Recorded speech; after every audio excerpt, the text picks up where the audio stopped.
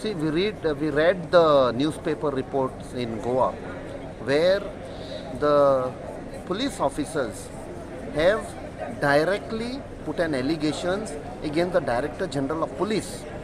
This is as per the newspaper reports. This is a very serious allegation.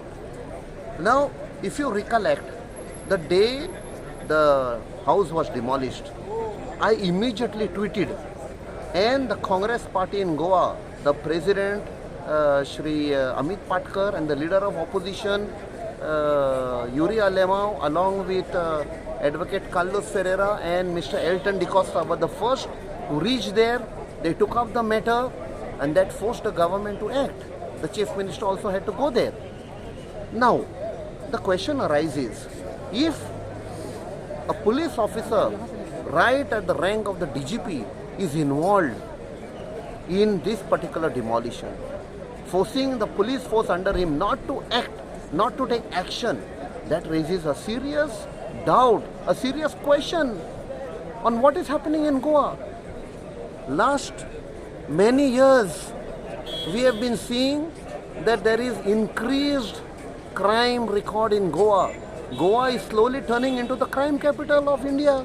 Whoever commits crime in some other part of the country goes to Goa and hides.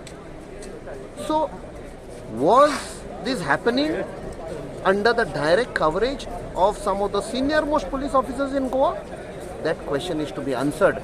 And lastly, I would ask the Chief Minister, you are the Home Minister, and the DGP reports directly to you.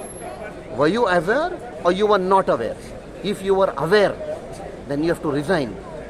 If you were not aware, please act, suspend or dismiss this DGP, hold an inquiry, and the terms of inquiry should be very clear. In the last many years, 6-7 years since the DGP was there, different types of crimes have happened, drug-related, murders, different type, robberies, and people were saying why the police are not acting.